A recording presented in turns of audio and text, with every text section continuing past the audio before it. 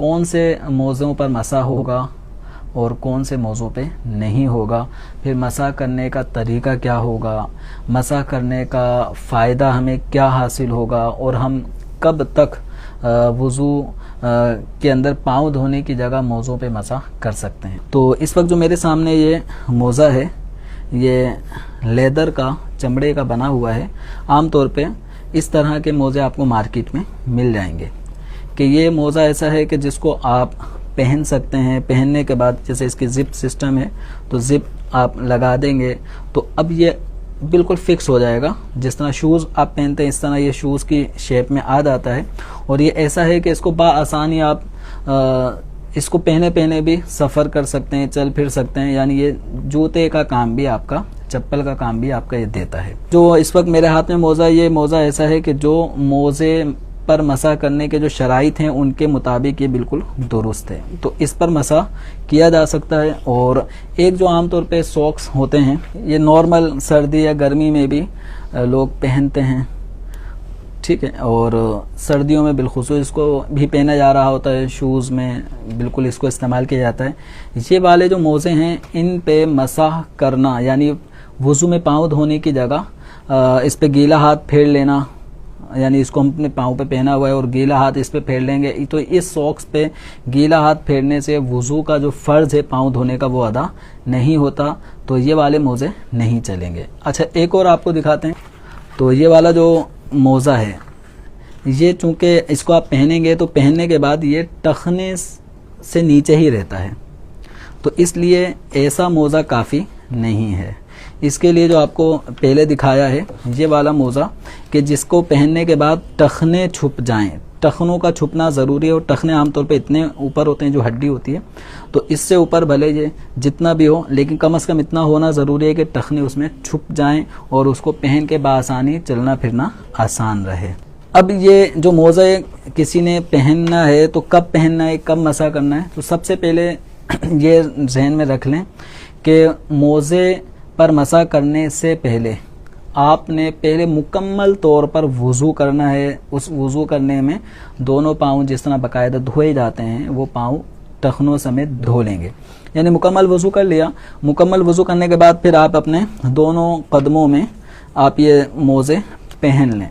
मोज़े पहन लिए, अब मोज़े पहनकर अब आपका जो टाइम ड्यूरेशन होगा तो वो मुकीम शख्स, यानी जो अपने शहर में मुकीम है, और मुसाफिर, दोनों के अंदर शरीयत मुतहरा ने ये फ़र्क रखा है कि जो मुकीम होगा वो 24 घंटे तक ये उसको ये रियायत है कि जब वुज़ू में पाँव धोने का मरहला आएगा तो ये मोज़े ना उतारे, पहने हुए मोज़ों में ही ये गीला हाथ फेर लेगा, तो उसका ये पाँव धोने का जो फ़र्ज़ था वो अदा हो जाएगा। अच्छा, जो मुसाफिर है, मुसाफिर के लिए शरीयत मुतहरा ने 3 दिन और 3 रातें ये वक्त मुकर्रर फरमाया, यानी इसको आप यूँ समझ लें कि ये 72 घंटे तक इसको ये रियायत हासिल है। अब ये कब शुरू होगा, ये 24 घंटे का टाइम मुकीम के लिए, मुसाफिर के लिए 72 घंटे का टाइम। तो ये मोज़े पहन लिए वुज़ू करने के बाद, अब जब वुज़ू किसी भी वजह से टूटा, आइंदा हमें वुज़ू करना है, तो अब मिसाल के तौर पे किसी ने 8 बजे वुज़ू किया है और वुज़ू करने के बाद ये पहन लिए रात 8 बजे, तो 2 घंटे बाद वुज़ू किसी भी वजह से टूट गया, तो अब 10 बजे से लेकर आइंदा आने वाली रात 10 बजे तक ये 24 घंटे मुकीम के लिए, और जो मुसाफिर है, मुसाफिर के लिए अगले दिन 10 बजे, उससे अगले दिन और उससे अगले दिन जो रात 10 बजेंगे, ये 72 घंटे का इसके पास टाइम है कि मुकीम शख्स आइंदा जब कभी भी जैसे फ़जर के लिए वुज़ू करना है तो फ़जर में ये मोज़े उतारने नहीं है, ये भी जहन में रख लें, ये पहने रहना है।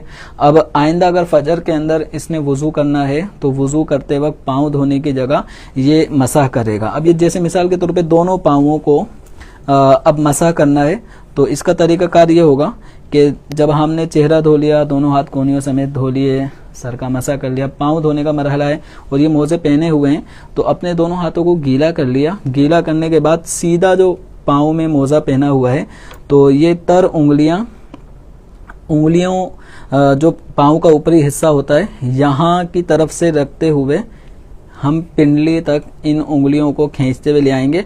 आप देखेंगे कि यहाँ पे फिर लकीरें पड़ी हुई होंगी।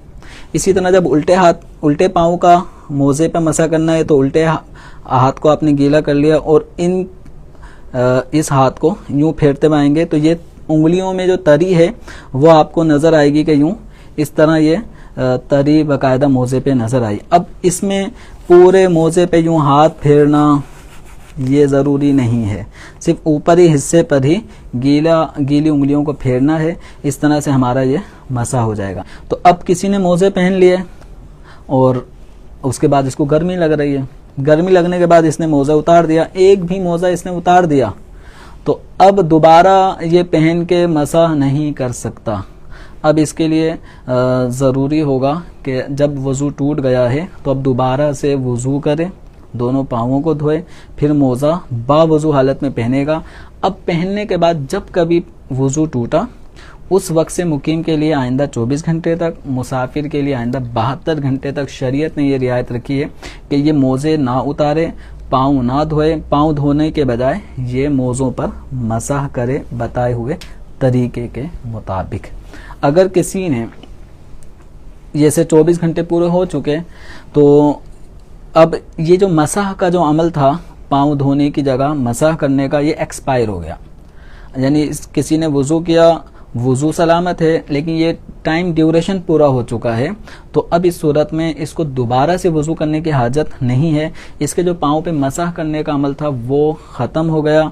अब इसको हुक्म ये होगा कि ये अपने मोज़े उतार ले, पाँवों को धो ले। दोबारा वज़ू ज़रूरी नहीं है क्योंकि वज़ू टूटा नहीं है, मसाह का वक्त ख़त्म हो गया है। तो ये पाँव धो ले, पाँव धोने के बाद दोबारा से मोज़ों को पहन ले।